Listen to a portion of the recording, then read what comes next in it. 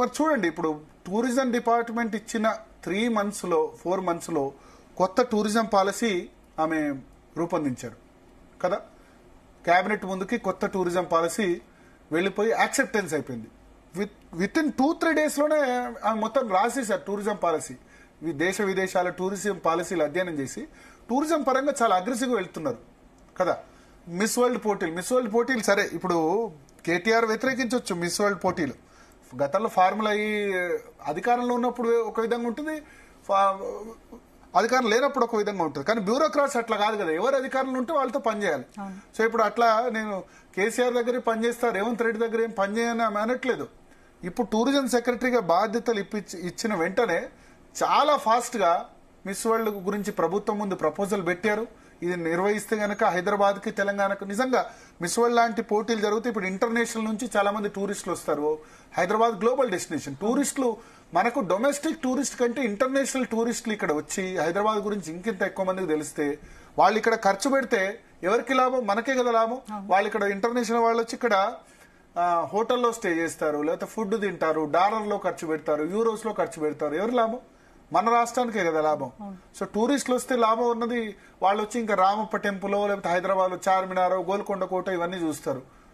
ఇక్కడ ఒక వారం 10 రోజులు ఉంటే దానికి వచ్చిన వాళ్ళు కూడా. సో అల్టిమేట్ గా ఈ టూరిస్ట్ పాలసీ విషయంలో గానీ మిస్ వరల్డ్ పోటీల విషయంలో గానీ ఆమె చూపిస్తున్న పర్ఫార్మెన్స్ మనకు అర్థమవుతుంది. అంటే ఒక 1 year సరే, ఒక మిస్కమ్యూనికేషన్ వల్ల ఈ కొత్త ప్రభుత్వం కొంత సైడ్ లైన్ చేసి ఉండొచ్చు. కానీ ఇప్పుడు కేసీఆర్ ఆమె కిరణ్ కుమార్ రెడ్డి ముఖ్యమంత్రిగా ఉన్నప్పుడు కరీంనగర్ కలెక్టర్ గా అదే ఎనర్జీతో పనిచేశారు. చంద్రబాబు నాయుడు ముఖ్యమంత్రిగా ఉన్నప్పుడు అదే ఎనర్జీతో పనిచేశారు. రాజశేఖర రెడ్డి టైంలో వరంగల్ కమిషనర్ గా అదే ఎనర్జీతో పనిచేశారు. రోషే ప్రభుత్వంలో అదే ఎనర్జీతో పనిచేశారు. కేసీఆర్ ప్రభుత్వంలో అదే ఎనర్జీ. మనం కేవలం కేసీఆర్ ప్రభుత్వంలో టైం మాత్రమే చూస్తున్నాం, అంతకుముందు పీరియడ్ చూడట్లేదు. అంతకుముందు మా కరీంనగర్ కలెక్టర్ గా ఉండే, మాది కరీంనగర్ జిల్లా. సో చాలా ఎఫెక్టివ్ గా ఆమె అమ్మలాలన అని ప్రోగ్రాం పెట్టి బాలింతలకు సంబంధించి కానీ లేకపోతే వీళ్లకు సంబంధించి కానీ ఆ ప్రభుత్వ ఆసుపత్రిలోనే ప్రసవాలు జరగాలని ఎంకరేజ్ చేశారు. మోర్టాలిటీ రేటును తగ్గించారు. వరంగల్ కమిషనర్ గా రోడ్ల వెడల్పు విషయంలో కానీ వాటిలో కానీ చాలా కీలకమైన నిర్ణయాలు తీసుకున్నారు.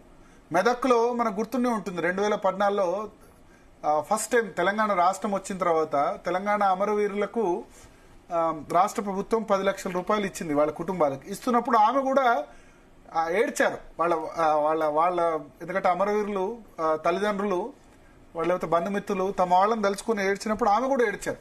అంటే కలెక్టర్ గా కాకుండా అక్కడ ఆమె ఇక్కడ ఈ గడ్డ మీదే పుట్టి, ఎందుకంటే even though she is from Bengali background, born and brought up in Hyderabad only.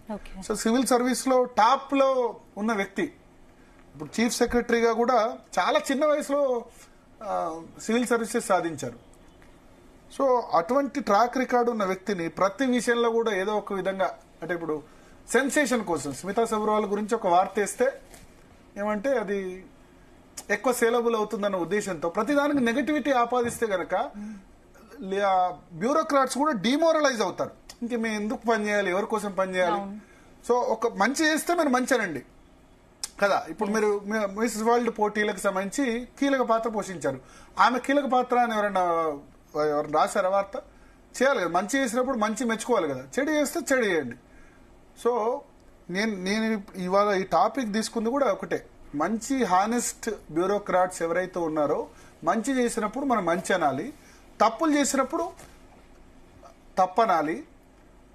Corruption చేసి హెవీ పెద్ద ఎత్తున ప్రభుత్వం ఏదంటే ఎస్ అంటే ఎస్ అనే వాళ్ళకి సంబంధించి కూడా మనం టెలికాస్ట్ చేయాలి. అది మీడియాగా మన బాధ్యత, మన సామాజిక బాధ్యత ఖచ్చితంగా. సో అందుకని ఈ విషయం మీద చెప్పాలి, అసలు విషయం ఏంది, వాస్తవం ఏంది అని నాకు ఆ కేసు స్టడీ చేసిన తర్వాత అనిపించింది. అది వెహికల్ కు ఎల్లో ప్లేట్ లేదట. ఎల్లో ప్లేట్ లేకపోతే ఆ వెహికల్ హైర్ తీసుకునేది ఎవరో జూనియర్ అసిస్టెంట్ కింది స్థాయి సిబ్బంది వాళ్ళు. అంటే మనకేం పబ్లిక్ లో ఎందుకు రెస్పాన్స్ ఇస్తారు? ఆమె దానికి అగ్రికల్చర్ యూనివర్సిటీకు వాళ్ళకు వాళ్ళ సెక్రటరీయో లేకపోతే వాళ్ళ కింది వాళ్ళు ఎవరో జవాబు చెప్పుకుంటారు. అది చాలా చిన్న విషయం. ఇదేం ఆమె ఏదో ఇప్పుడు ఒక చిన్న 8 సంవత్సరాల్లో కారు వాడిన తర్వాత నెలకు 63,000 ఎన్నో వెహికల్ కు ఉంటుంది కదా, 60,000 ఛార్జ్ చేస్తారు కదా, డ్రైవర్ తో సహా వెహికల్ ఇవ్వాలంటే ఛార్జ్ చేస్తారు కదా. So it's a common thing. అంటే లాజిక్ లేని విషయాల్ని అనవసరంగా చిన్న విషయాల్ని, ఎందుకంటే ఆమె తలుచుకుంటే ఇంకా ఆమె ఉన్న పొజిషన్ కి చాలా పెద్ద కరప్షన్ చేయొచ్చు, కానీ ఒక్క కరప్షన్ అలిగేషన్ లేదు కదా. పోనీ ఇప్పుడు బీఆర్ఎస్ లో ఉందని కాంగ్రెస్ పార్టీ నేతలు వాళ్ళు కొంత విమర్శించి ఉండొచ్చు, కానీ స్మితా సబర్వాల్ మీద ఒక్క అవినీతి ఆరోపణ అయినా ఎవరైనా చేయగలరా? పలానా చోటు డబ్బులు తీసుకుందని చెప్పగలరా? చెప్పనప్పుడు ఎందుకు ఇవన్నీ? So that's it. అంటే మనం హానెస్ట్ ఐఏఎస్ ఆఫీసర్ని ఎంకరేజ్ చేయాలి. తప్పులు ఏదైనా ఈ ఐఏఎస్ హానెస్ట్ ఆఫీసర్లు కూడా కొంత ఆరోగ్యంతో తప్పులు చేయొచ్చు, లేకపోతే వాళ్ళ మిస్టేక్ జరగచ్చు, దాన్ని ఎత్తి చూపొచ్చు. కరప్ట్ ఐఏఎస్ ఆఫీసర్ చేస్తున్న వాటిని బయట పెట్టాల్సిన అవసరం కూడా మీడియా మీద ఉంది. అదే నేను